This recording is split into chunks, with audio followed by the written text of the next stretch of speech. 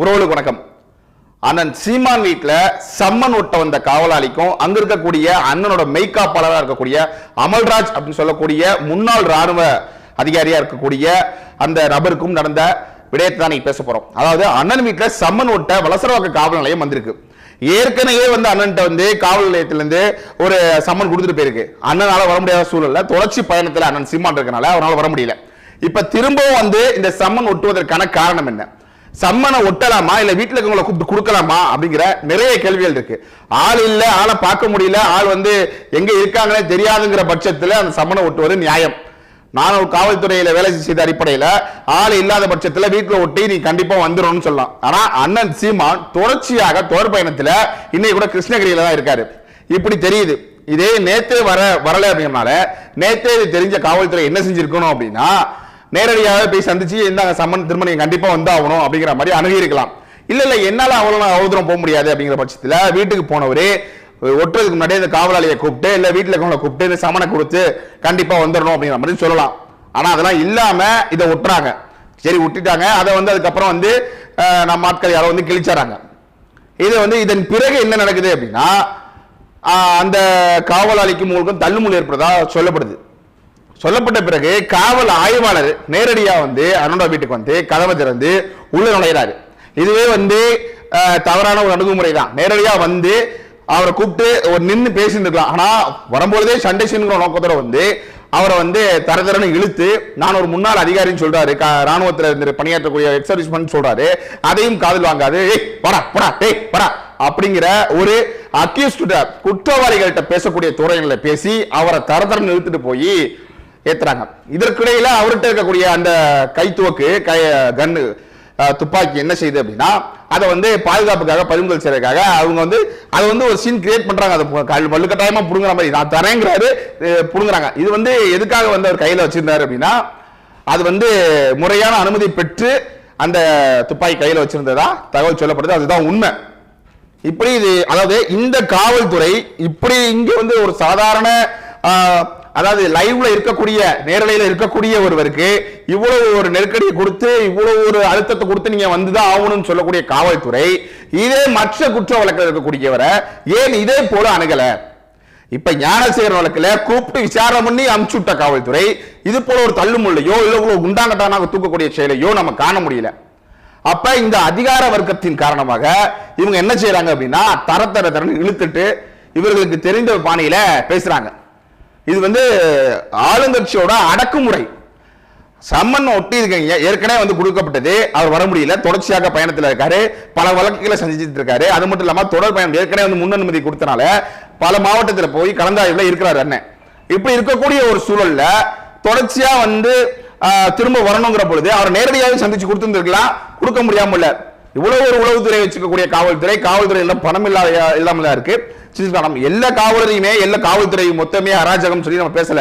சில காவல்துறையோட இது மாதிரி ஒரு அசால்ட்டு தனத்தால இது பெரிய தவறாக நம்ம கருதப்படுது. என்ன செஞ்சிருக்கணும்? ஒரு ஆளை போட்டு நேரடியாக அனுப்பி இருக்கலாம். நேரடியாக அனுப்பி நீங்க கண்டிப்பா ஆகணும் அப்படிங்கிற மாதிரி அணுகுமுறை பண்ணிருக்கலாம். ஆனா அவர்கள் அதை எதிர்பார்க்கல. இது ஒரு பரபரப்பாகணும், இது பிரச்சனையாகணுங்கிற நோக்கத்துல இந்த சம்மனை கொண்டு போய் வீட்டுல ஒட்டி அந்த முன்னாள் ராணுவத்தில் இருக்கக்கூடிய அமல்ராஜ் சொல்லக்கூடிய அந்த காவலாளியா இருக்கக்கூடிய அந்த அண்ணன்ட்ட மெய்காப்பார்ட்ட பஞ்சாயத்து பண்ணி அவரை தரத்தரன்னு இழுத்து சட்டையை கிழிச்சு ஒரு அக்யூஸ்ட கூட்டு போற மாதிரி கூட்டிட்டு போறாங்க. இதை ஏன் மற்ற வழக்குல இதை தொடரல பின்தொடரல அப்படிங்கிற கேள்வி நமக்கு இருக்கு. அப்ப இதன் அடிப்படையில என்ன தெரிஞ்சுக்கணும்? ஒரு வழி எப்படியெல்லாம் அடக்குமுறை பண்ணலாம், எப்படியாவது கட்சியில் இருக்கக்கூடிய ஆட்களை விலை பேசினாங்க, பல பேர் போனாங்க.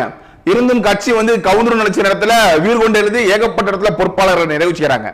அது மட்டும் இல்லாம எப்படா எந்த வழியில் அடிச்சாலும் இவன் திரும்ப திரும்ப வந்துட்டு இருக்கானே அப்படிங்கிற நோக்கில வேற வழி இல்லாது ஏதாவது ஒன்று செய்யணுங்கிற போக்குல இந்த வேலையை செய்யறாங்க.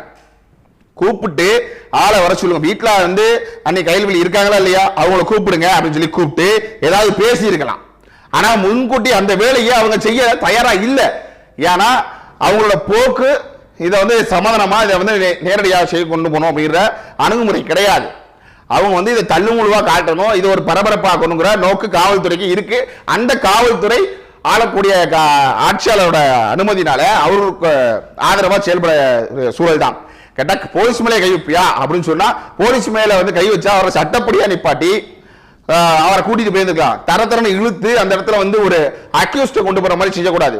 அதாவது நம்ம இன்னும் உறுதிப்படுத்தல அவர் போலீஸ் மேல கை வச்சாரா இல்லையாங்கிறது தெரியல. மத்ததெல்லாம் காணொலியா வெளியே வந்தது, அந்த இது வரல.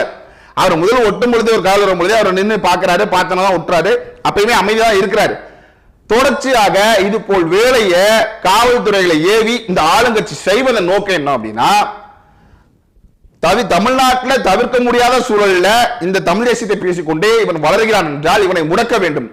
இவனை இப்படியே விட்டுவிட்டால் இந்த திராவிட அரசு திரும்ப எழுச்சி பெறாது அப்படிங்கிறது ஆளுங்கட்சிக்கா இருக்கக்கூடிய ஆழ்ந்து கொண்டிருக்கக்கூடிய முதல்வருக்கு இது நல்லா தெரியும். அதன் போக்கில் இந்த வேலையை எதையாவது செய்யறது, ஏதோ ஒரு வழியில இந்த சீமானை முடக்கிவிட முடியாதா என்ற நோக்கில் இந்த வேலைகளை செய்யறாங்க. எளிதான விடயம். சம்மனை கொடுக்க முடியல, வீட்டுல கூப்பிட்டு கண்டிப்பாக வர வேண்டியது, வீட்டு ஒரு ஆள்கிட்ட கொடுத்துருக்கலாம். அவங்க வாங்க மறுக்கிறங்கிற பேர்ல அதை வந்து காவல் நிலையம் மூலியமா வச்சு ஒட்டி இருந்திருக்கலாம். இல்ல அதாவது தலைமறைவா இருக்க போறாரா, அதாவது சீமான் வந்து அவர் வந்து போன மாதம் தான் பார்த்தவங்க, அதுக்கப்புறம் அவரை பார்க்கவே முடியல அப்படின்னு சொல்லி தான் ஒரு நியாயம் இருக்கு. அவர் இருக்கிறார், அவர் லைவ்ல காலையில ஒரு பேட்டி, மாலையில ஒரு பேட்டி, இரவு ஒரு பேட்டின்னு பொதுமக்களை சந்திச்சு கொண்டுதான் இருக்காரு, செய்தியாளர்களை சந்திச்சு கொண்டுதான் இருக்காரு. செய்தியாளர்களை சந்தித்துக் கொண்டிருக்கக்கூடிய சீமானால ஏன் காவல்துறையினால சீமானவர்களை சந்திக்க முடியாதா? வலசரவாக்கத்திலிருந்து அவர் கிருஷ்ணகிரி போய் கொடுக்கலாமே, எவ்வளவோ வழக்கில் கொண்டு போய் கொடுத்திருக்காங்களே, அப்ப அதை செஞ்சிருக்கலாமே. அதை விட்டுட்டு இது வம்புக்குங்கிற போக்குல, திணிக்கணுங்கிற போக்குல இது ஒரு பெரிய சர்ச்சையாகி கைது செய்யுங்கிற நோக்குல இந்த வேலையை இந்த காவல்துறை செஞ்சிருக்குங்கிறது தான் அப்பட்டமான உண்மை.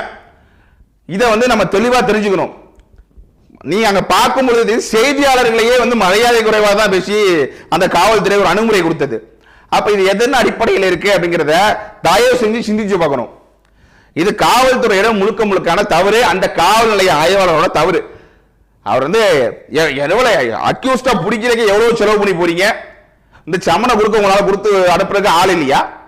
இல்ல வந்து பணம் தான் இல்லையா? தன் சொந்த பணத்தை போட்டு இந்த மற்ற கேஸுக்கெல்லாம் வந்து செலவு பண்ணக்கூடியவர்கள், பேப்பர் கட்டு வாங்கக்கூடியவர்கள் இந்த ஆளை போட்டு கொடுக்க முடியாத சூழல்ல தான் இருக்கா? இல்ல வழக்கறிஞர்களுக்கு இல்லையா? இந்த வழக்கு சம்பந்தமா யாருமே இது வரைக்கும் வந்தது இல்லையா? அவர்களை கூப்பிட்டு ஏதாவது பேசு, ரைட்டு எதுவுமே வேணாம், நீங்கள் நேரடியாக கொடுக்கறது என்ன பிரச்சனை? சீமான் தலைமறைவா இருக்காரா? சீமான் எங்க இருக்காருன்னு தெரியாம ஒரு சூழல்ல இருக்கா? சீமான் இருக்கிற இடம் தான் எல்லாருக்குமே தெரியுமே. நேரடியா அங்க போய் அண்ணனை பார்த்து இந்தாங்க உங்க சம்மன் கண்டிப்பா வந்து நீங்க இந்த வழக்கு வர கைதே இது வந்து விசாரணைக்கு வந்து ஆகணுங்கிற மாதிரி இரண்டாவது போய் சம்மன் கொடுத்துருக்கலாம். அதன் பிறகு வரலைன்னா அதுக்கப்புறம் தொடர்ச்சியா மூன்றாவது முறையா வந்து ஒட்டலாம். இரண்டாவது முறையை ஒட்டி கொண்டு போறதுக்கான போக்கு என்னன்னு கேட்கிறோம். ஒட்டக்கூடாதுங்கிற சூழல் இல்ல, ஒட்டுறதுக்கான காரணம் என்ன? 2 முறை 3 முறை சம்மன் கொடுத்து வர முடியாத சூழல்ல 4வது முறையா போய் இந்த சம்மனை ஒட்டலாம். ஒரு முறை கொடுத்திருக்கீங்க, வர முடியல, அவரால் அடுத்த வேலை போல 2வது ஏற்கனவே கொடுத்த முன்னறிவிப்பு கொடுத்து சில கட்சி பணிகளை தொடர் பயணத்தினால வர முடியல, ஏகப்பட்ட வழக்கையும் சந்திச்சு தான் இருக்காரு. அப்படி இருக்க சூழல்ல பொதுமக்களை சந்திச்சுட்டு தான் இருக்காரு, செய்தியாளரை சந்தித்து தான் இருக்காரு. தலைமறைவாகவும் இல்ல, வீட்டுல ஆள் இல்லாம இல்ல, வீடு பூட்டி கொண்ட நிலைமையிலும் இல்ல, வீட்டுல காவலாளி இருக்காங்க, அதை தாண்டி உள்ள போகும்பொழுது அண்ணி இருக்காங்க, நிறைய பேர் ஆட்கள் இருக்காங்க. ஆனா அதையெல்லாம் தாண்டி இந்த வேலையை இந்த காவல்துறை செய்யணும்னா இதோட நோக்கு, இதோட போக்கு என்னங்கிறத அறிவார்ந்த மக்களும் தம்பி தங்கைகளும் சிந்திச்சு பார்க்கணும். ஏன்னா ஒடுக்குமுறை, ஒருவன் வளர்ச்சியை தடுக்கணும், எப்படியாவது முட்டுக்கட்டை போடணும் அப்படிங்கிறது தான் நோக்கமே தவிர வேற ஒன்றும் கிடையாது. எப்படியாவது சீமான சரிச்சிடலாங்கிற நோக்கில் ஒவ்வொரு முறையும் வெட்டும் பொழுது வீறு கொண்டு எழுந்து கொண்டு இருக்கிறார் அண்ணன் சீமான்கிறது நாம் தமிழர் கட்சிங்கிறது தான் உண்மை. இது ஒரு வழக்கு, தனிப்பட்ட ஒரு வழக்கு. இந்த வழக்குல எவ்வளவோ போக்கு இருக்கு இந்த வழக்கை வந்து நெறிப்படுத்த. அது மட்டும் இல்லாம இந்த வழக்கு சம்பந்தமா அதாவது இதை ரத்து செய்யக்கூடிய அவங்க ஏற்கனவே எழுதி கொடுத்துட்டு போயிருக்காங்க. அதை ரத்து செய்ய சொன்னப்ப இல்ல முடியாதுன்னு வந்து சொன்னப்ப மேல்முறையீட்டுக்காக உச்ச நீதிமன்றத்துக்கே போயிருக்காங்க. அதனோட தீர்ப்பு சில பல தினங்கள்ல வரதா இருக்கு. அது மட்டும் இல்லாம இன்னைக்கு ஒரு காவல் நிலையத்தில் வழக்கறிஞர் சந்திச்சு 4 வாரம் வந்து கெடு கொடுங்க, ஆனா நிச்சயமா வந்து சந்திப்பாரு அப்படின்னு சொல்லியிருந்தாங்க. இதெல்லாம் அடிப்படையாக சொல்லிட்டு இருக்கும் பொழுது மீண்டும் இதன் அழுத்தம் என்ன? அதிகார போக்கு, வேற எதுவுமே கிடையாது. எப்படியாவது முடக்க வேண்டும் அப்படிங்கிற நோக்கம் தான் தவிர வேற ஒண்ணும் கிடையாது. ஒரு முன்னாள் ராணுவ அதிகாரிக்கு கொடுக்கக்கூடிய மரியாதை என்னங்கிறது, ராணுவத்தில் வேலை செஞ்சவர்களுக்கு கொடுக்கக்கூடிய மரியாதை என்னங்கிறது தெரிஞ்சுக்கலாம். அதாவது சில ஊடகங்கள் போடும்பொழுது அந்த கையில வச்சிருக்கக்கூடிய அந்த துவக்கு வந்து என்ன அனுமதி பெறாத மாதிரி, அனுமதி பெறப்பட்ட துவக்க கையில வச்சிருக்கும் போது அதை வந்து நீங்க வெடிச்சிருமோ சுட்டுவாங்களோ அப்படிங்கிற போக்குல நீங்க அதை பறிமுதல் பண்ணலாம். அது வேற. இது இயல்பா சின்ன விஷயம். இது என்ன ஒரு அக்யூஸ்டா இல்ல வந்து இப்ப ஞானசேகரன் மாதிரி ஏதோ ஒரு பல வேலைகளை செய்யக்கூடிய ஒரு ஆட்களா, பல குற்றவாளிகளை வந்து சரியாக இதே போல அனைத்து குற்றம் செய்தவர்களை குற்றவாளியா கருதக்கூடிய அனைவரையுமே இந்த வேலையை செய்யலாம்ல. ஆனால் சீமான் மேல மட்டும் இந்த மாதிரி வேலைகளை செய்கிற காரணம் என்ன? அப்ப தொடர்ச்சியா நம்ம பார்க்கும் பொழுது அடுக்குமுறை, ஒடுக்குமுறை, இந்த இனம் மீளக்கூடாது, அதுக்கு இவன் இருக்கக்கூடாது, இதை தவிர வேற என்ன இருக்க முடியும்? பெரிய நியாயவாதிகள் மாதிரி பேசக்கூடிய ஆட்கள் பாலியல் வழக்கு தெரியாதான்னு, ரெண்டாவது முண்டாட்டிக்கு தெரியாம மூணாவது முண்டாட்டி கட்ட தப்பு கிடையாது, இது நிரூபிக்கப்படல, இன்னும் குற்றம் வழக்கு ப்ராசஸ்ல இருக்கு, அது நிலை என்னங்கிறது தெளிவா தெரியும். அதுக்கு அவர் விசாரணைக்கு வரணும். விசாரணைக்கு வரதுக்கு முன்னாடி சில பல, அதாவது எளிதான ஒரு ஆளா வந்து வேலைக்கு போயிட்டு வர ஆளா இருந்தா நீங்க வந்து பார்த்த நேரத்தில் கூப்பிட்டு பண்ணிடலாம். ஆனால் இவர் வந்து தொடர்ச்சியா அரசியல் தமிழ் தேசிய அரசு செய்து கொண்டிருக்காரு. பல மாவட்டத்தில் முக்கிய வேலைகளை வந்து முன்கூட்டி அறிவிப்பு கொடுத்தனால வர முடியாத சூழல் இருக்கு. அவர் வழக்கறிஞர் பார்த்துட்டு தான் இருக்காங்க, எல்லாம் லைவ்ல தான் இருக்காங்க, நேரலையில் தான் இருக்காங்க, யாரும் தலைமறைவா கிடையாது. ஆனா இந்த வேலையை தொடர்ச்சியா செய்து எப்படி ஒரு ஒடுக்குமுறை கொடுத்து ஒரு பரபரப்பாக்கணும் அப்படிங்கிறதுக்கு காரணம் என்ன அப்படின்னா, மக்களாகிய நாம தான் உணரணும். இது அதிகார வர்க்கத்தோட போக்கு தான் தவிர வேற எதுவுமே கிடையாது. பெரிய பெரிய பேரரசுகளை சரியும் பொழுது இந்த அரசு ஒன்றும் சரியாம நிலைநாட்டுதா அப்படிங்கிறதெல்லாம் யோசிச்சு பார்க்கணும். பல வாடகை வச்சு விளாசிட்டு இருக்கக்கூடிய இவர்களுக்கு தெரியல. இந்த தமிழ் தேசியம் மீண்டும் எழும் பொழுது இதன் வலிமை என்னங்கிறது தெரியும். நன்றி.